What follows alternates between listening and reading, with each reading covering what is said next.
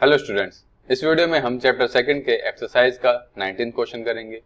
According to this question हमारे पास एक solution है जिसमें 30 gram non volatile solute 90 gram water के अंदर डिसोल्व किया गया है और इस सॉल्यूशन का वेपर प्रेशर है 2.8 किलो पास्कल, टेम्परेचर गिवन है 298 केल्विन। इसके बाद हमने 18 ग्राम वाटर इसी सॉल्यूशन में ऐड कर दिया जिससे कि इसका वेपर प्रेशर चेंज हो गया और वो है अब 2.9 किलो पास्कल।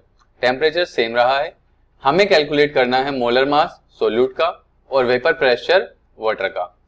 तो इस तरह के क्वेश्चन को करने के लिए हम जो फॉर्मूला यूज करते हैं वो होता है relative lowering in vapour pressure. Relative lowering in vapour pressure. तो फॉर्मूला है P1 naught minus P1 divided by P1 naught equal to W2 by M2 divided by W1 by M1 plus W2 by M2। यहां पर P1 naught हमारा है vapour pressure of pure solvent, P1 है vapour pressure of solution, W2 है mass of solute, M2 है molar mass of solute, W1 है mass of solvent और M1 है मोलर मास ऑफ सॉल्वेंट। इस क्वेश्चन में हमारे पास दो केस गिवन है। दोनों केसेस के गिवन वैल्यूज का यूज करके हम दो इक्वेशंस फाइंड करेंगे जिनका यूज करके हम मोलर मास और वेपर प्रेशर को फाइंड कर सकते हैं एट द एंड। केस 1 और केस 2 को हम साइड बाय साइड सोल्व करेंगे ताकि इजीली समझ आए और ये सॉल्यूशन थोड़ा सा लंबा हो सकता है, तो अगर आप चाहें तो यूट्यूब की सेटिंग में इसकी स्पीड को चेंज करके स्पीड बढ़ाकर देख सकते हैं। तो आइए शुरू करते हैं इसमें। तो जब मैं केस 1 की बात करता हूं तो यहां पर सबसे पहले P1 नोट माइनस P1 हमने लिख दिया। अब यहां देखा डिनोमिनेटर में P1 नोट है तो इसको मैं सेपरेटली दोनों के नीचे लिख सकता हूं। तो P1 naught divided by P1 naught minus P1 divided by P1 note हमने लिख दिया इक्वल टू, अब ये W2 की वैल्यू क्या है हमारे पास, W2 है 30 और M2 हमें पता नहीं तो हमने M2 एज इट इज लिख दिया। अब पहले केस के लिए W1 है हमारे पास 90 ग्राम और M1 जो कि वाटर का मोलर मास होता है वो है 18 ग्राम पर मोल। हम यूनिट को यहां पर नहीं लिखेंगे ताकि क्वेश्चन इजीली हम सोल्व कर सकें, बाद में हम यूनिट से डील कर लेंगे। तो W2 की value 30, again M2 as it is हमें लिखना है। इसी तरीके से जब मैं केस 2 के लिए तैयार करता हूं तो सेम बनेगा P1 naught divided by P1 naught minus P1 divided by P1 naught equal to 30 by M2, ये भी as it is because solute का मास चेंज नहीं हुआ है सेकंड केस में, बट यहां पर सोलवेंट का मास चेंज हो चुका है। सोलवेंट का मास 18 ग्राम एडिशन में हो गया, मतलब 90 पहले था 18 ऐड कर दिया तो 108 ग्राम ये हो गया है। मोलर मास चेंज नहीं होता, वो सेम रहेगा 18 और यहां पर 30 बाई M2 अगेन हम यहां पर एज इट इज लिख देते हैं। नेक्स्ट हम जो है P1 नोट को कैंसिल आउट कर सकते हैं बिकॉज न्यूमरेटर और डिनोमिनेटर में सेम है और सेम विद द केस 2।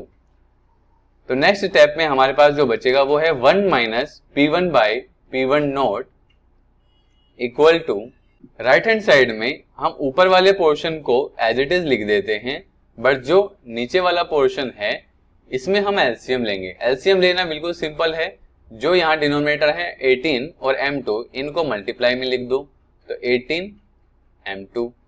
उसके बाद जो ये न्यूमरेटर है इनमें हम डिनोमिनेटर को एक्सचेंज करके लिख देंगे। जैसे 90 के साथ हम M2 को मल्टीप्लाई करके लिखेंगे, बिल्कुल ये डायरेक्ट मेथड है, और 30 के साथ हम 18 को मल्टीप्लाई करके लिखेंगे 30 इंटू 18।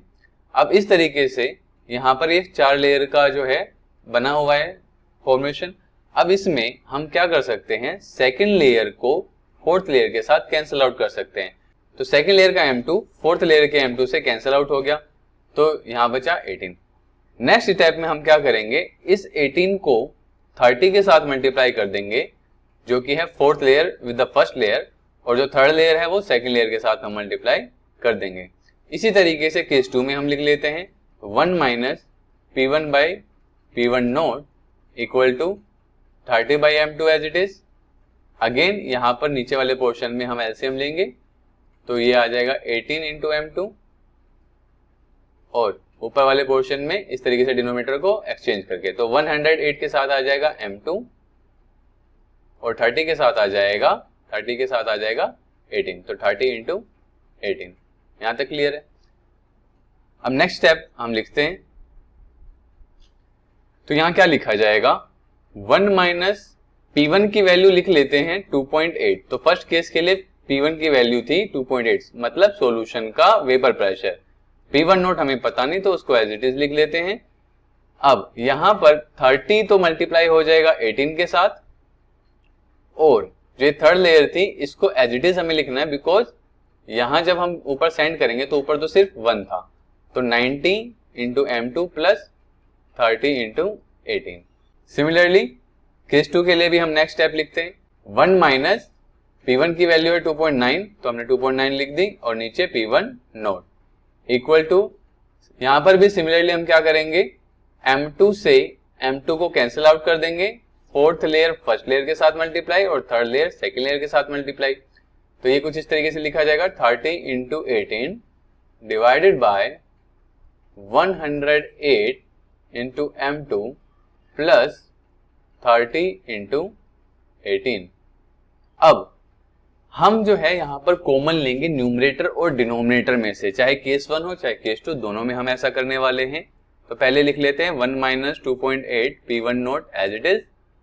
अब हम लेंगे कॉमन न्यूमरेटर और डिनोमिनेटर में से। यहां पर जैसा कि मैं देख पा रहा हूं, यहां मैं कॉमन ले सकता हूं 90। तो 90 कॉमन लेने के बाद न्यूमरेटर में बचता है 6 और डिनोमिनेटर में बचता है 90 कॉमन लेने के बाद m2 प्लस 6। इसी तरीके से हम केस 2 में अगर फाइंड करें तो 1 माइनस 2.9 बाई P1 नोट तो एज इट इज लिखा जाएगा। जब मैं न्यूमरेटर और डिनोमिनेटर में से कॉमन लेना चाहूं तो यहां पर मुझे जो दिखाई दे रहा है वो है 108। 108 अगर मैं न्यूमरेटर से कॉमन लेता हूं तो बचेगा न्यूमरेटर में 5, और डिनोमिनेटर से अगर मैंने 108 को कॉमन लिया तो डिनोमिनेटर में बचेगा m2 प्लस 5। क्लियर है।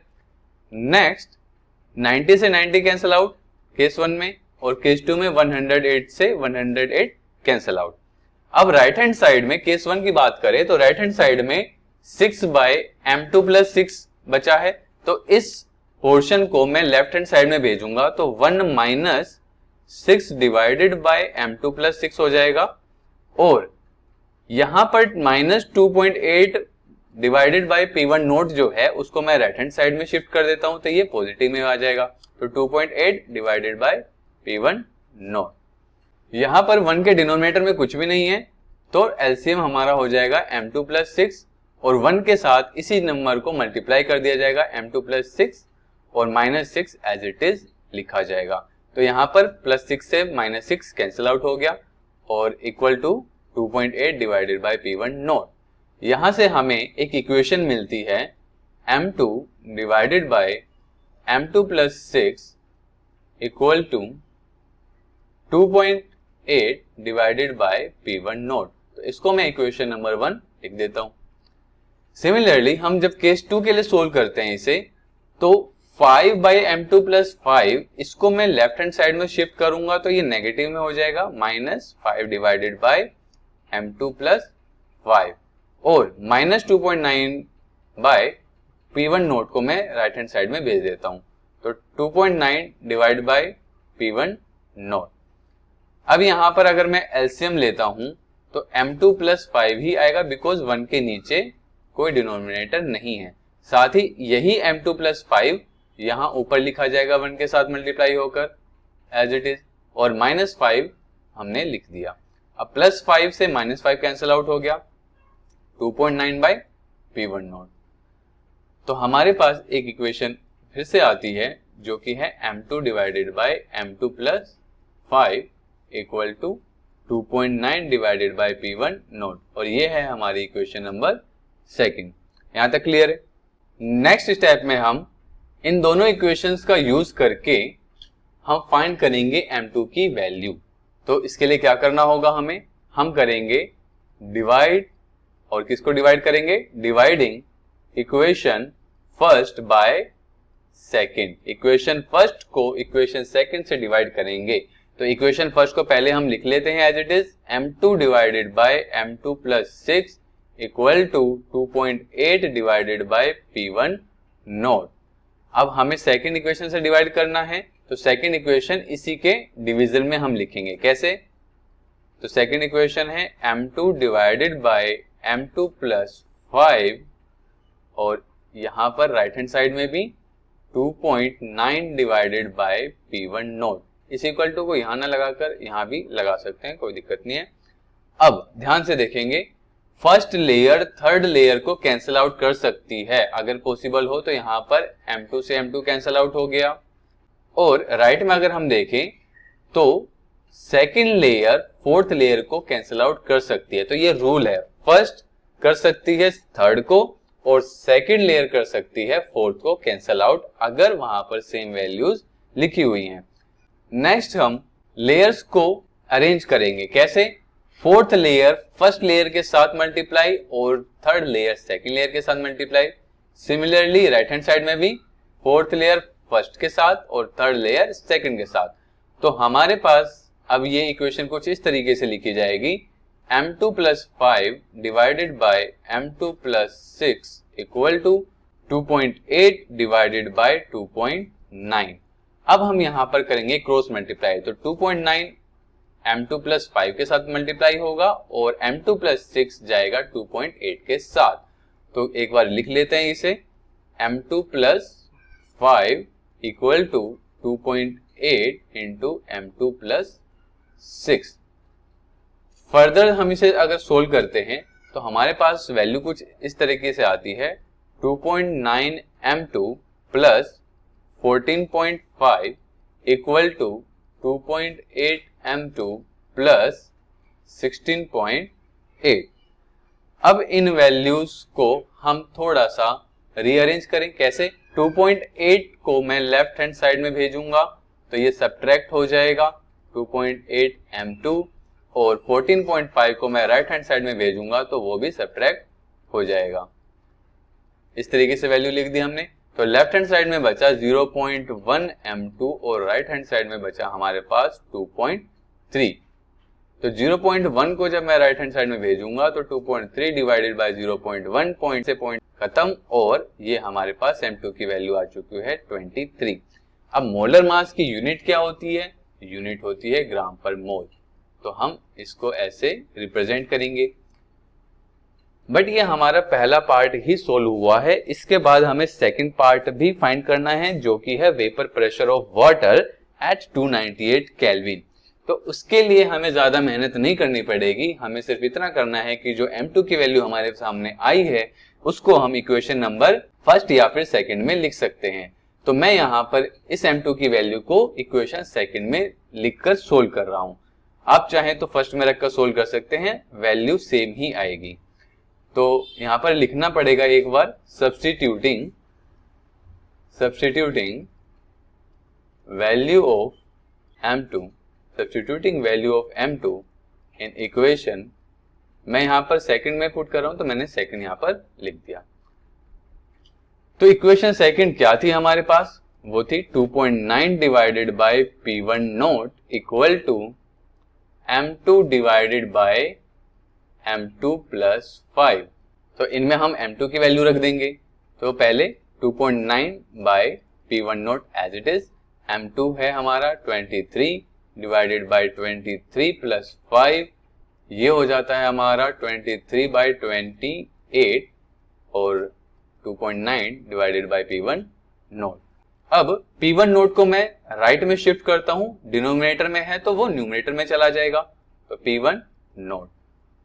साथ ही 23 बाय 28 जो है मैं उसको लेफ्ट में भेजूंगा, बट रूल का ध्यान रखते हुए 23 न्यूमरेटर में है तो वो चला जाएगा डिनोमिनेटर में और 28 डिनोमिनेटर में है तो वो चला जाएगा न्यूमरेटर में। अब फाइनली जब मैं इसको सोल्व करता हूं, थोड़ा सा डिवीजन मल्टीप्लिकेशन करने के बाद हमारे पास p1 नॉट की वैल्यू आ जाती है अप्रोक्स 3.53 किलो पास्कल। तो किलो पास्कल यहाँ पर यूनिट यूज की गई थी क्वेश्चन में, तो हम इसी यूनिट को यूज करेंगे। इस चैप्टर के सभी क्वेश्चन का मैंने एक प्लेलिस्ट अपने चैनल पे बना रखा है, जिसका लिंक आपको डिस्क्रिप्शन बॉक्स में मिलेगा, जाके उसे चेक कीजिए। सभी क्वेश्चन के वीडियो सॉल्यूशन आपको मिलेंगे। अगर ये वीडियो आपको इन्फॉर्मेटिव लगी हो तो इसे लाइक और शेयर कीजिए ताकि हमें भी मोटिवेशन मिलता रहे।